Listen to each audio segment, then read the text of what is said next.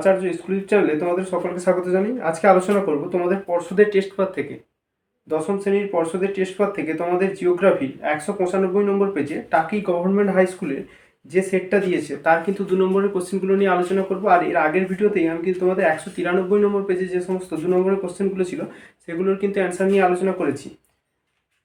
আর তোমাদের বলে রাখি 16 তারিখ কিন্তু তোমাদের হিস্ট্রি থেকে সাজেশনটা দিয়ে দেবো, 2 নম্বরের 25টা দেবো, ওইখান থেকেই কিন্তু তোমরা 10টা থেকে 11টা পেয়ে যাবে।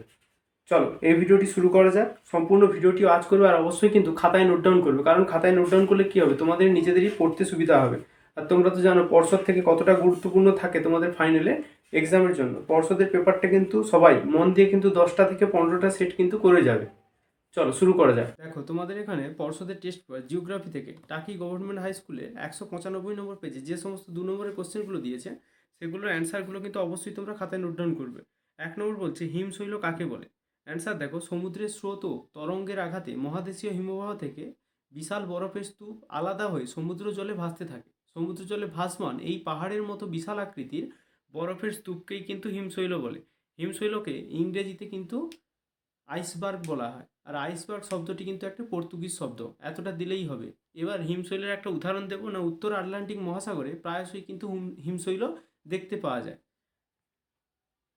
চলো, অথবা দিয়ে যে কোশ্চেনটা দিয়েছে, মরুদ্যান কিভাবে সৃষ্টি হয় বা গঠিত হয় না, মরু অঞ্চলে বায়ুর অপসারণ প্রক্রিয়ার ফলে মরুভূমির বালি অনেক সময় কি হয়, এক স্থান থেকে আর এক স্থানে উড়ে যায়। দীর্ঘদিন ধরে মরুভূমির আর এক স্থানে উড়ে যাওয়ার পদ্ধতিকেই কিন্তু দীর্ঘদিন ধরে মরুভূমির কোনো অংশে এই প্রক্রিয়া চললে সেই স্থানের কিন্তু ভূমিভাগ অনবরত কী হবে, অবনমিত হবে। এইভাবে বালি অপসারিত হতে হতে যখন অবনত এলাকাটির গভীরতা ভূগর্ভের জলস্তর পর্যন্ত পৌঁছে যায় তখন কিন্তু সেখানে মরুদ্যান সৃষ্টি হয়। নেক্সট কোশ্চেন বলছে ধোঁয়াশা কি। অ্যান্সার দেখো, শীতকালের সন্ধ্যাবেলায় বা ভোরবেলায় বায়ুমণ্ডলের ধোঁয়ার সঙ্গে কুয়াশা মিশে এক বিষ বাষ্প সৃষ্টি হয়, যা কিন্তু ভূপৃষ্ঠের ওপরে অনেকটা কী করে না উচ্চতা পর্যন্ত বায়ুমণ্ডলের স্বাভাবিক স্বচ্ছতাকে নষ্ট করে দেয়। এরই নাম কিন্তু ধোঁয়াশা। উদাহরণ বলতে পারি, এইরকম ধোঁয়াশা কোথায় দেখা যায়, যেখানে কারখানা বা ইন্ডাস্ট্রিয়াল মানে তোমার এলাকাগুলো, যেমন দিল্লি, সাংহাই, বেজিং, এগুলোতে কিন্তু ধোঁয়াশার প্রকোপ খুব বেশি, কারণ এখানে কারখানা রয়েছে।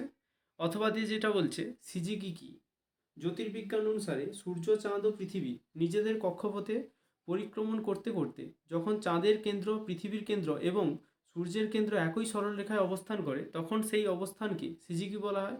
সিজিকি অবস্থান দুটি উপবিভাগে কিন্তু বিভক্ত, যথা সংযোগ ও প্রতিযোগ অবস্থান।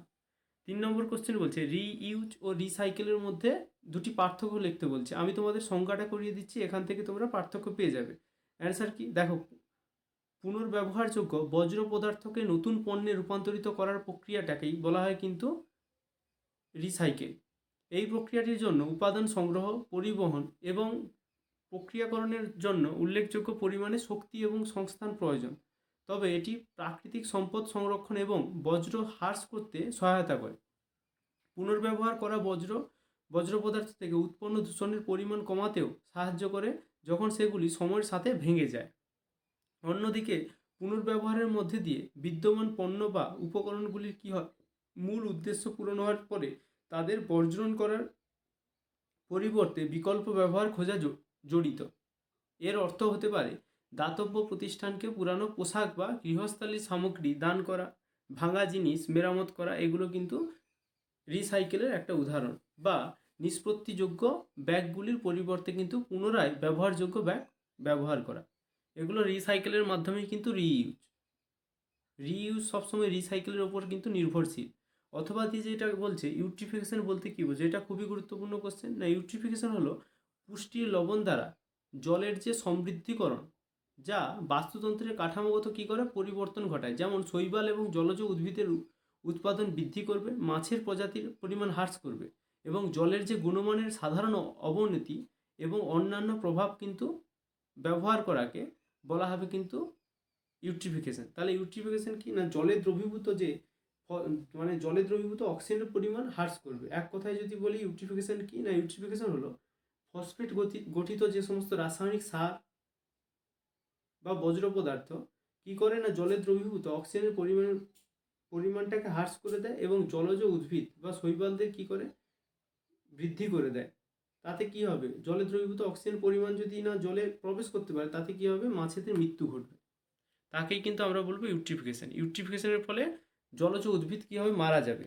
মানে জলজ উদ্ভিদের তো মানে বৃদ্ধি ঘটবে, কিন্তু জলজ প্রাণীরা মারা যাবে, সেটাই কিন্তু ইউট্রিফিকেশন। 4 নম্বর বলছে বৃষ্টির জল সংরক্ষণের দুটি পদ্ধতি কী। বৃষ্টির জল সংরক্ষণের পদ্ধতি, বৃষ্টিপাত হলে তার বেশিরভাগ অংশই কী হয়, মাটির ওপর দিয়ে গড়িয়ে নদীর মাধ্যমে জলে চলে যায়। বৃষ্টির এই জলকে যদি আমরা কাজে লাগাতে পারি, তবে মানুষের প্রয়োজনীয় জলের চাহিদা কী হবে, অনেকটাই মেটে। দুটি পদ্ধতিতে বৃষ্টির জল সংরক্ষণ করা যায়। 1 নম্বর কিনা ভূপৃষ্ঠে জলপ্রবাহকে আটকে রেখে খোলা জায়গা বা মাঠের ওপর দিয়ে নালী পথে প্রবাহিত বৃষ্টির জলাধারাকে কী হবে, কোনো জলাধারার সঙ্গে সংযুক্ত করে সেখানে ওই জল সংরক্ষণ করা যায়। ওই জলাধারের জল কৃষিতে, শিল্পে, গৃহস্থালির কাজে কিন্তু পানীয় জলের আধার হিসেবে ব্যবহার করা যায়। এতে জলের যোগান কিছুটা বাড়ে, একই সাথে ভৌম জলের স্তরও কী হবে, বৃদ্ধি হবে এবং সমৃদ্ধ ঘটবে। 2 নম্বর বলছে বাড়ির ছাদে বৃষ্টির জল ধরে রেখে, বৃষ্টির জল বাড়ির ছাদে পড়লে পাইপের মাধ্যমে তাকে সংগ্রহ করে মাটির নিচে জলাধারে কী হবে বা পাত কুয়াতে জমা করা যায়। অনেকগুলি জলাধারা কী হবে, নির্মাণ করলে ওই জলাধারের যে জল যেমন সারা বছরই ব্যবহার করা যেতে পারে, তেমনই এর মাধ্যমে ভূগর্ভস্থ জলভাণ্ডারকে রিচার্জ করা যায়, মানে কি ফুলফিল করা যায়। মানে ভূগর্ভের যে জলটা বেরিয়ে আসলো সেটাকে আবার পুনরায় ভূগর্ভে ফেরত পাঠানো যাবে। অথবা দিয়ে যে কোশ্চেনটা দিয়েছে, দুন বলতে কী বোঝো, এটা তো সবগুলো সেটাই একটা কমন কোশ্চেন হয়ে উঠেছে।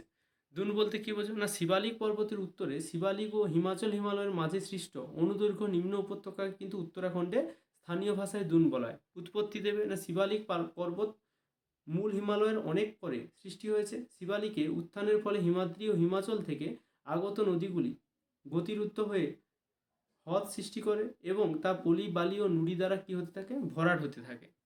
পরে নদীগুলি শিবালিক কেটে দক্ষিণে প্রবাহিত হলে এদের জল সরে গিয়ে ওই অংশে কিন্তু প্রশস্ত উপত্যকা সমভূমি গঠন করে। বৈশিষ্ট্য বলতে পারি, দুন উপত্যকাগুলি প্রায় সমতল প্রকৃতির হয়। 2 নম্বর, এই উপত্যকাগুলি দীর্ঘ কিন্তু অল্প প্রশস্ত হয়। 6 নম্বর কোশ্চেন, এই কোশ্চেনটাও কিন্তু খুবই গুরুত্বপূর্ণ কোশ্চেন। এফসিসি কি? এফসিসির পুরো নাম হচ্ছে false colour composite. False colour composite জিনিসটা কি না, উপগ্রহ চিত্র প্রস্তুত করার সময় লক্ষ্য বস্তুর প্রকৃত রঙে, লক্ষ্য বস্তু বলতে যে বস্তুটাকে তোলা হচ্ছে, ছবি তোলা হচ্ছে উপগ্রহ থেকে, উপগ্রহ চিত্রের মাধ্যমে বহিঃপ্রকাশ না করে যদি অন্য রং দ্বারা প্রকাশ করা হয়, তবে তাকে কিন্তু ছদ্ম রং বা ফলস কালার কম্পোজিট বলা হয়। যেমন কি না, IRS-1A স্যাটেলাইটের ব্যান্ড ও এফসিসিগুলি হলো কি পর্যায়ক্রমে নিম্নরূপ। নীল সবুজ রঙের পরিবর্তে নীল রং দেওয়া হবে, লাল রঙের পরিবর্তে সবুজ রং দেওয়া হবে, আর অবলোহিত যে রং তার পরিবর্তে কিন্তু লাল রং দেওয়া হবে। বৈশিষ্ট্য হিসাবে বলতে পারি, ছদ্ম রং বা এফসিসির কয়েকটি বৈশিষ্ট্য: ভূপৃষ্ঠের উপাদানগুলিকে তাদের প্রকৃত রঙের পরিবর্তে অন্য রং দিয়ে দেখানো হয়, যেমন সবুজ উদ্ভিদ লাল রং দিয়ে দেখানো হবে। এক্ষেত্রে কী হবে, সাধারণত সবুজ, লাল ও নীল রশ্মির বর্ণালীগুলিকে যথাক্রমে লাল অবলোহিত ও সবুজ ফিল্টারের মধ্য দিয়ে কিন্তু পাঠিয়ে তথ্য সংগ্রহ করা হয় এবং তা দিয়ে কিন্তু চিত্র প্রস্তুত করা হয়। অথবা দিয়ে যে কোশ্চেনটা দিয়েছিল, জিআইএস কি? জিআইএস এর পুরো নাম হচ্ছে গ্লোবাল ইনফরমেশন সিস্টেম বা ভৌগোলিক তথ্য ব্যবস্থা। না, ভৌগোলিক তথ্য ব্যবস্থা জিনিসটা কি না, ভূপৃষ্ঠের কোনো স্থান সম্পর্কিত উৎপাত সংগ্রহ ও সংরক্ষণের জন্য গৃহীত প্রযুক্তি। এ প্রযুক্তি ব্যবহার করে মানচিত্র এবং উপগ্রহ চিত্রে উপস্থাপিত পারিপার্শ্বিক তথ্যের বিভিন্ন লেয়ার বা স্তর সহজ উপায়ে কী করা যায়, ব্যাখ্যা বিশ্লেষণ করা যায় এবং এদের মধ্যেকার পারিপার্শ্বিক যে সম্পর্ক নির্ণয় করা যাবে। নগরায়ন উন্নয়নের সাথে সাথে যখন কোনো অঞ্চলে বিভিন্ন সমস্যার উদ্ভব ঘটে, যেমন ট্রাফিক জ্যাম, তারপর সন্ত্রাস, দারিদ্র্য, পরিবেশগত ভারসাম্যহীনতা ইত্যাদি কিন্তু মোকাবিলায় জিআইএস বেশ কার্যকর হয়ে ওঠে এই গ্লোবাল ইনফরমেশন সিস্টেমটা।